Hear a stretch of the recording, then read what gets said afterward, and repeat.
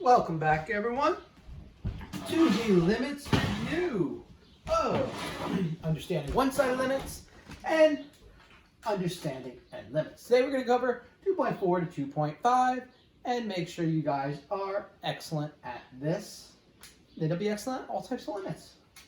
So first thing, I want you to do the first 4 questions. At what values are the following limits continuous? Okay, where are they continuous? So number 1. Well, it's not continuous at x equals 1 because the limit from the left side and the right side are not the same. So therefore, it's continuous from negative infinity to negative 1 with parentheses and from negative 1 to infinity. Okay, this means all the numbers less than negative 1 and greater than negative 1, but not negative 1 itself. Number 2. Unbroken, okay, uninterrupted curve. So it is continuous, and it's from negative infinity to infinity. That's an easy one. Number 3, where is it continuous? Well, hole and hole, there's a hole at negative 4, and there's a hole here at, looks like 8. So it's continuous everywhere less than negative 4, between negative 4 and 8, and everywhere greater than 8. The way you would write this, negative infinity to negative 4, negative 4 to 8, and 8 to infinity. Now, if you want to put little union signs between them, you may. I'll also do that as well. Problem number 4. Oh, look over here. So, all right. Okay, so it looks like everywhere it's continuous but this asymptote, which is at x equals negative 3. So therefore, it's continuous from negative infinity to negative 3, and from negative 3 to infinity. And that's it. That was pretty easy, wasn't it? All right, move on. What values are the following equations now discontinuous? In case you don't know what the word discontinuous means, it means not continuous. So, a graph is not continuous when the domain does not exist. So, where does the domain not exist? When you have a radical, you can't have a negative under a radical, right? So, negative number under a radical is undefined. No good. So that means the number has to be greater than 0 or 0. All right, so when 3x is less than 27 is less than 0, that's when it's negative. That's when it's discontinuous. Add 27 to both sides, divide both sides by 3. So when x is less than 9, the graph is not continuous, it's discontinuous. The way you would write this is 9 is your highest number. It's a parenthesis because it's just less than 9. And it goes all the way from negative infinity. Or you can just do it like this. Graph right here. I gave you the answer right. Well, you already did these 3. Polynomial, right? Polynomials are always continuous. And the second type. So, when you have a negative under a radical, or when the denominator is equal to, you got it, equal to 0. So, when x squared minus 5x minus 14 equals 0, that's when your graph will not be continuous. Factors of negative 14 that add up to 5, negative 7 and 2, x minus 7, negative 7 plus 2 is negative 5, negative 7 times 2 is negative 14, x minus 7 equals 0, so x equals 7, not continuous here, it's an asymptote, x plus 2, well actually this is a whole, x plus 2 equals 0, x equals negative 2, there's your asymptote. Got it? Awesome. See? That was easy. All right, let's go to 8, 9, and 10. Let's look at these. Find the limits. Ooh. The limit is 0 from the positive side. Positive is the right side. Negative is the left side. So as you approach 0 from the positive, what's the graph doing? It's going down to, when you go down, that's going towards negative infinity. When you approach 0 from the negative side, graph is still going down. Going down means you got it, negative infinity. Okay. Graph here. As you approach positive infinity, so positive infinity is your x value. So as you're going to positive infinity, what's your graph doing? Well, there's an asymptote here, and this asymptote is at 2. What about as you approach negative infinity? Now you're under the asymptote, but you're still approaching that same asymptote. So the answer is still 2. Okay, it's leveling out right as you get to 2. Okay, these numbers are just all a little bit higher than 2. These are a little bit lower. But when you deal with the limit, it's what it's about to be. Got it? All right. Problem number 10. What is the limit as x is approaching positive infinity? As you're going to positive infinity, this graph is going up, and it's going up to? Up means positive infinity. As you're approaching negative infinity, this graph is still going up, and it's going up means positive infinity. Up, positive infinity, down, negative infinity. Good? Good.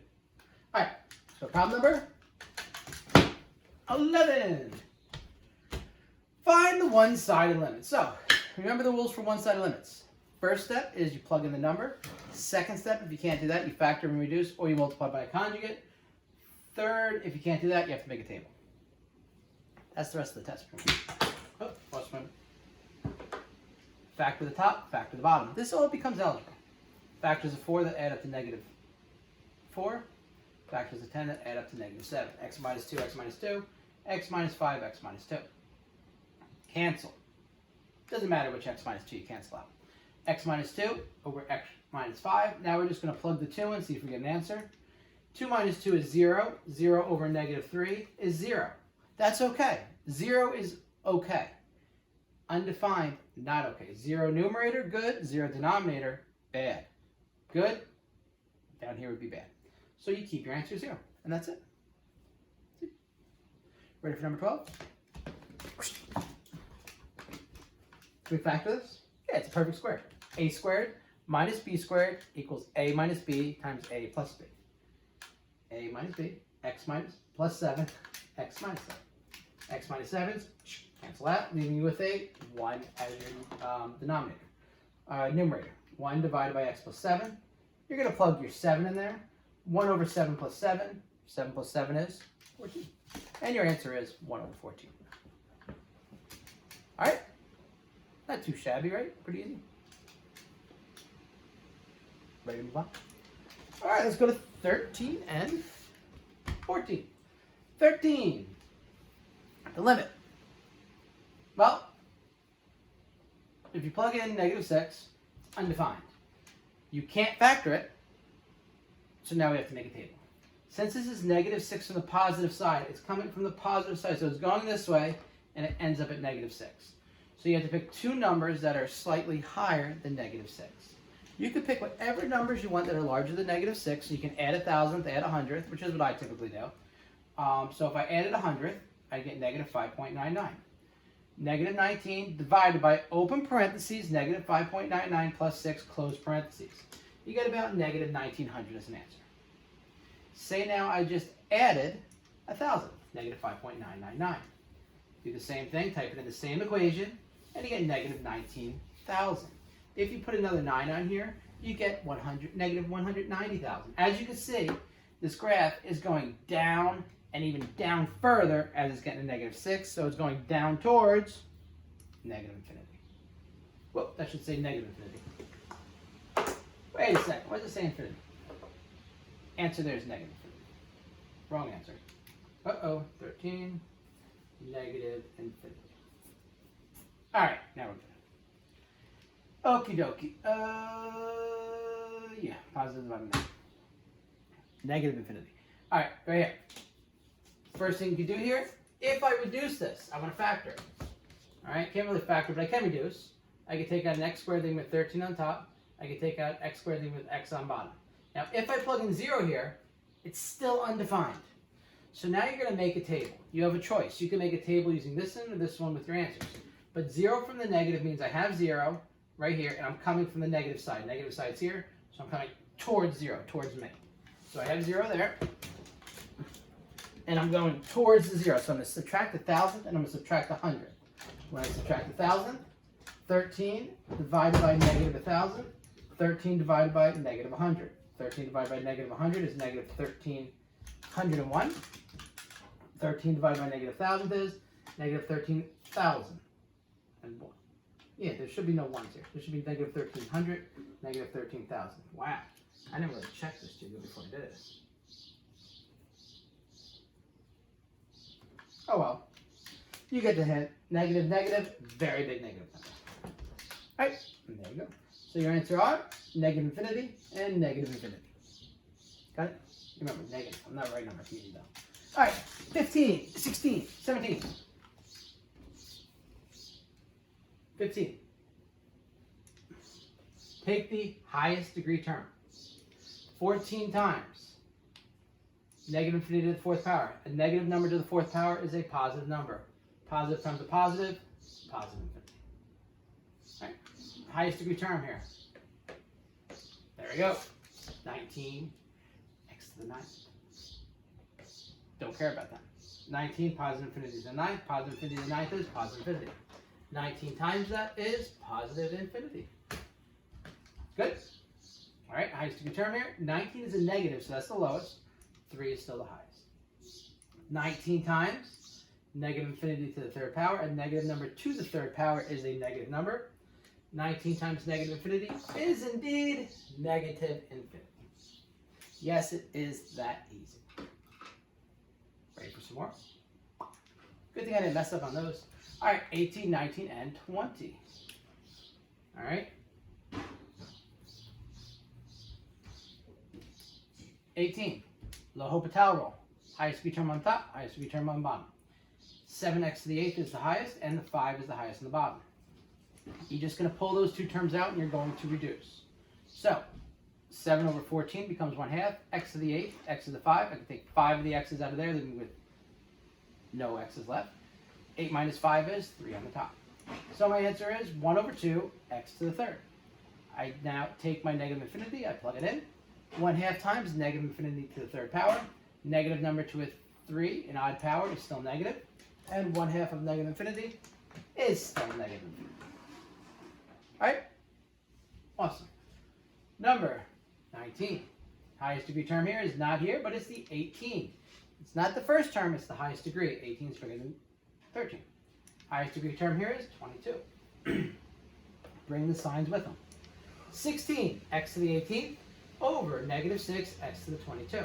I take 18 x's out of here, and 22 minus 18 is 4 x's left over. 16 and 6, if I divide them both by 2, I get 8 over negative 3. And then I'm left with an x to the 4th on bottom.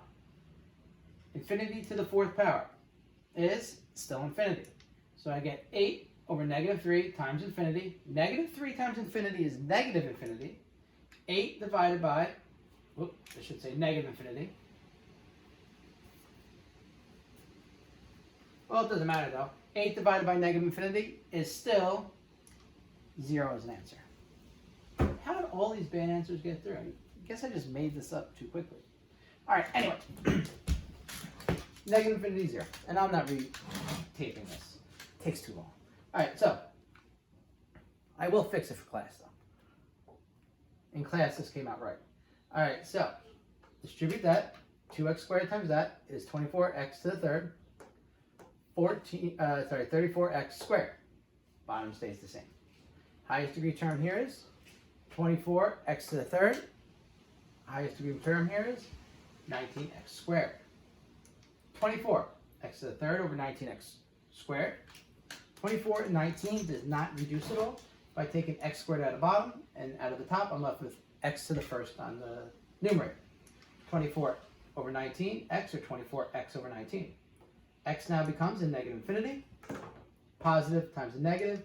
Negative infinity is my answer. All right, we all good? Excellent. Almost done. We got problems number 20 and 21. All right.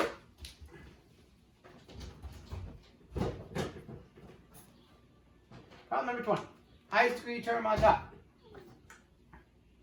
7x to the 3rd cubed. Negative 3x cubed. Reduce it. Take them out. X cubes go away and they become a 1. 7 over negative 3. Constant. That's your answer. Negative 7/3. Pretty easy to make. Problem 21. Keep them. Both have the same degree term, which is good, because when you cancel them out, they become 1. Your answer is the limit of x approaches negative infinity of 25 over 9. And your answer is 25 over 9. I like those types of problems, don't you? And we're almost done already. All right, let's throw in some little tricky ones. All right, 23. You have to distribute here. Here you're going to have to expand this and then distribute it. And like I told you the other problem, you could just use the front term if you want. If you want to kind of cheat a little bit, that's fine. All right, now 23, distribute it. 3 times that is 36. 2 plus 3 is x to the 5th. 156, x squared. Square this, 16x squared, minus 4x squared minus 4x squared is negative 8x squared. Negative 1 times negative 1 is 1. Now I have to take this negative 16x and I have to distribute it in to all these. Negative 256x to the 5th, really the only one we care about, plus 128x cubed minus 16x. Numerator stays the same. Highest degree term, highest degree term. They're both x to the 5th. That's awesome, because when the x to the 5th cancel out, we'll be left with an answer that's not 0. Negative 9 over 64, because what number goes into both of these? You could take a 4 out, actually. And that's it. Negative 9 over 64. Pretty easy, right? All right, 24. Highest degree term here. Right? 5 over negative 6 times x to the 5th. All right? Have to use negative 6, because technically you're dividing all these by negative 6. 5 over negative 6 times positive times negative infinity to the 5th. All right? Sorry, just say negative. I'm not positive negative. Anyway, negative infinity to the 5th is negative infinity. Negative times the negative gives you a final answer of positive infinity. All right?